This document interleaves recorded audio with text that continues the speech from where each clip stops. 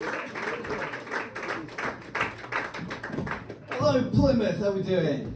Yay! Yes, I'm the other middle act from Birmingham. I don't know if you can tell. It's very obvious. I'm actually so Asian that the last time I got in a taxi, the driver asked me if I'd been busy. And how long I've been with Uber. I like driving, things in my blood. But I have a really weird steering wheel.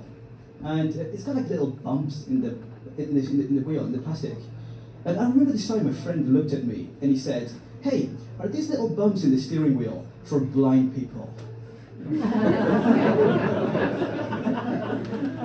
How the fuck am I supposed to reply to that? No, you moron, that's an optional extra. It comes with a dog cage, I would imagine. That's not a thing, is it? Steering wheels for blind people. One day society will be progressive enough to allow that. I like the blind. That's what the B could stand for. Blind Gar. Do we all know Mr. Beast, by the way? I don't need to make like fucking Columbo references here. No? Okay, good. He's like a YouTuber. And a couple of years ago he made a video where he cured 1,000 blind people. Curing 1,000, that's amazing, that's a miracle. Even Jesus called it a day after 2 people. Sorry to the vicar. I'm not saying Mr. Beast is better than Jesus. But you can't compete with those numbers, right? Thousands versus 2. My full name is Gurpinder, and I've recently learned that Gurpinder gets auto-corrected to Grinder. I learned this the hard way. Like sometimes I get these weird messages from my friends, like, "Hey, what have you been up to? Grinder? Question mark." How the fuck does he know? That was one time. That to me, Grinder sounds like an app to find friends in the weed smokers community. Turns out it's a bit more than friendship. Totally different community. I don't like the apps. I went to my first Tinder date recently. But okay, do you know when you expect like a 9 or a 10, but a fucking 4 shows up? That's how she reacted.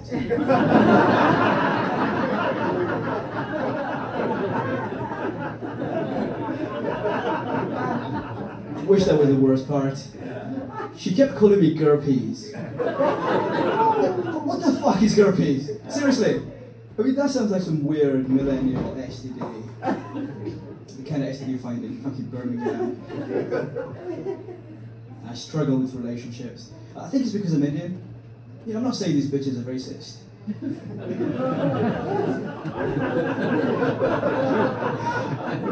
But like, the way it works in my culture, if I want to get laid, I have to ask my mom. It's pathetic. "Hey mom, can I have some pussy?"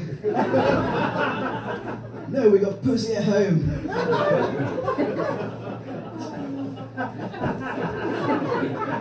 Not for that. No arranged marriages for me, thank you. That's why James Bond couldn't be Indian. You think James Bond could be Indian, man? Dude. It's taking too long, man. I got fucking 5 minutes here. Think fast. Yes, no. Ish. Alright, better, I'll take that. I disagree. That's what we're going to. Anyway. No, I don't think James Bond could be Indian. There's a couple of reasons. Like, first of all, James Bond does really well with the ladies. Indian people, we don't. There's going to be a black James Bond soon. It'll be amazing. They have the best pickup lines. Once you go black, you always go back. But what do we brown people have? Once you go brown, you'll feel like a fucking clown.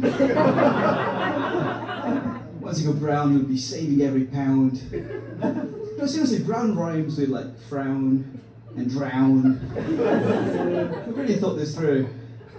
And the second reason why James Bond couldn't be Indian is because Bond literally translates to ass in Punjabi. Seriously, that's what he means. And he says it twice as well. Like Ash, James Ash.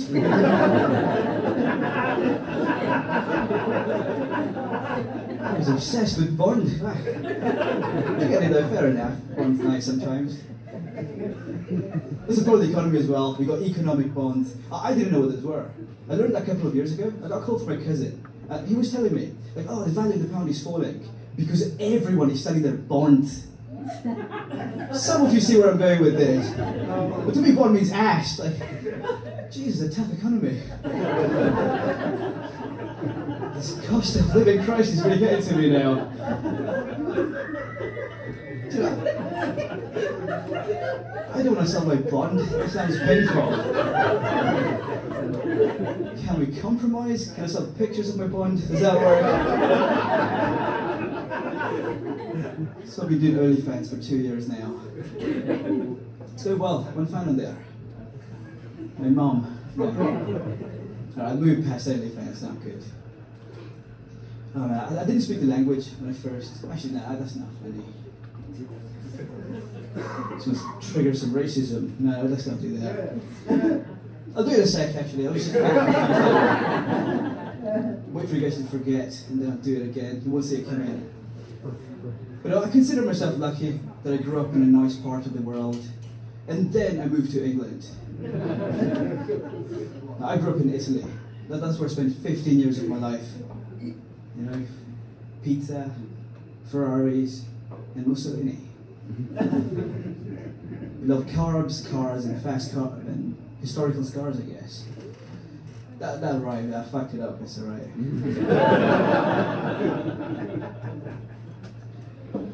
Oh man, so yeah, I didn't speak the language when I first moved here. And I still don't. I mean, there are so many words that I still don't know.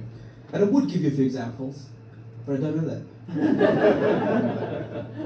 My parents, they still don't speak the language, which is tough. It means like I have to do everything for them. Like, hey Gurps, translate. Hey Gurps, drive. It's like all the Google apps, you know, drive, ducks. Seriously, it's tough though. Like, if there was a fire at my house, they would have to call me so I could call the fire services. That's the level. And I really wish I hadn't set the house on fire. That was bad. I was hoping the council would rehouse us separately. I watched a lot of right-wing media, and they led me to believe that immigrants get whatever they want in this country. It's not true. The best I got was a trip to Rwanda.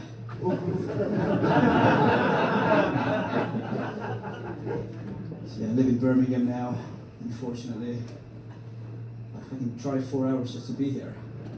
I'm so happy during this 4 hours to leave Birmingham. So like, moving from Italy to Birmingham is insane. Like for you people, going from Italy to Birmingham, that's kind of the equivalent of moving from England to Syria. Except the weather is nice in Syria. And they have less knife crime somehow. Any fans of knife crime? Do you guys like knife crime? Sometimes? It's good sometimes, right? There's some good reasons for knife crime. Can't think of any. Toppling a tyrant. There you go. No? Okay, fair enough. I was watching this YouTube video about knife crime, and it was sponsored by a company that makes knives.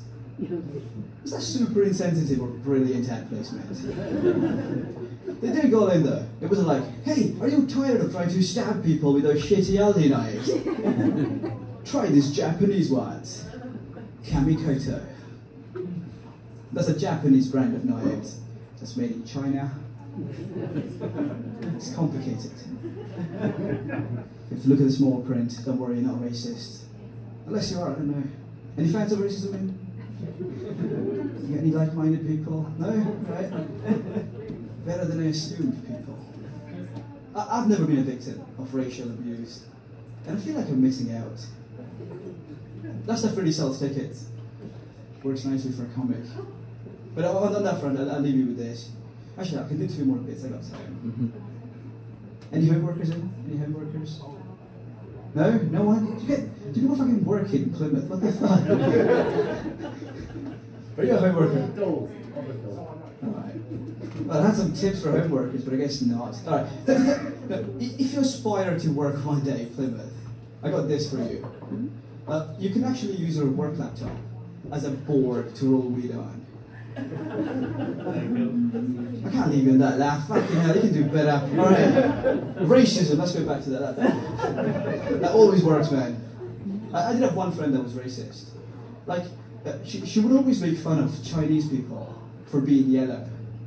And then she got liver failure. Yeah. Karma really is a bitch. Thank you guys, you've been fucking awesome. Good night.